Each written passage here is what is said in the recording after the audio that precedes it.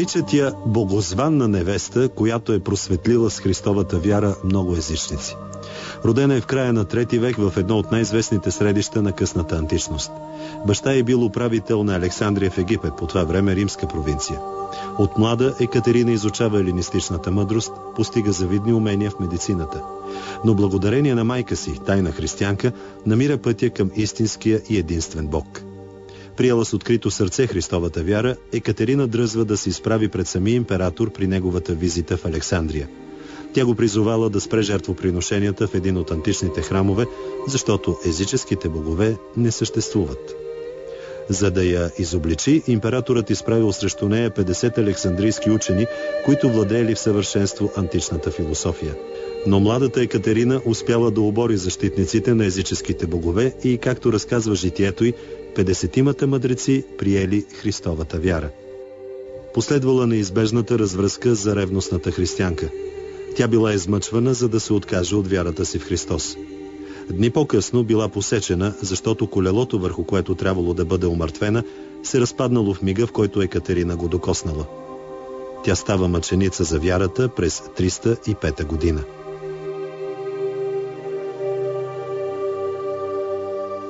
Три века по-късно император Юстиниан построява манастир в подножието на планината Синай в източен Египет. Той бил изграден на мястото, където в старозаветни времена Бог се разкрил на Мойсей като неизгарящ огън върху един храст. Останал в църковната традиция като неопалимата капина. Именно това название Синайският манастир носи до към 11 век, когато сирийски монаси донасят тук мощите на света Екатерина. От тогава и до сега обителта носи нейното име.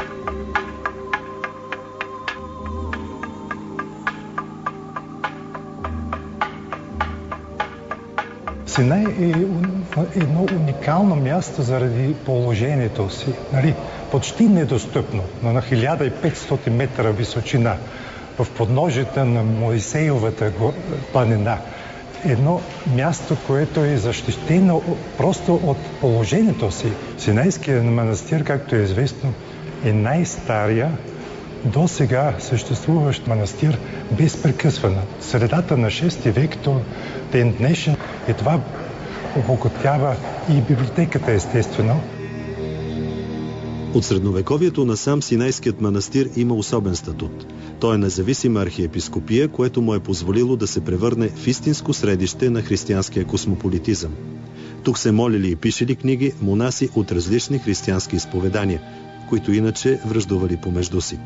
Библиотеката на обителта пази средновековни ръкописи на най-малко 18 езика. Това е предимството на Синайския манастир, че там няма никакви претензии от никаква друга църква, друг център. Те са самостоятелни и те могат фактически да упражняват абсолютна свобода. Там има грузинци, там има араби, християни, естествено, там има славяни, там има даже арменци, които не очакваме, нали?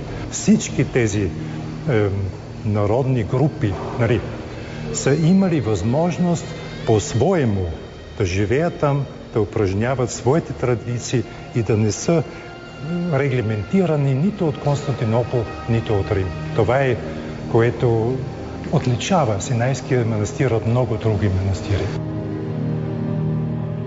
След Ватикана, Синайският манастир има най-богатата сбирка от християнски ръкописи – близо 6000. Тук се намират и едни от най-старите книги, писани на старобългарски. Това са богослужебни текстове на глаголица.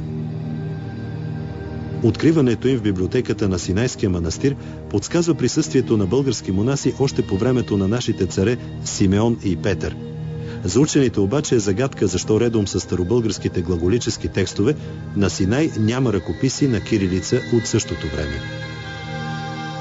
През 11 век най-интересно е, че нямаме никакви кирилски ръкописи, което означава, че хората, които са отишли в обетованата земя до Синайския манастир, са били привърженици на Кирило-Методиевото дело. Иначе нямаше да пишат на глаголицата. Другаде в Преслав, в източната част на България, вече са писали книги с кирилицата.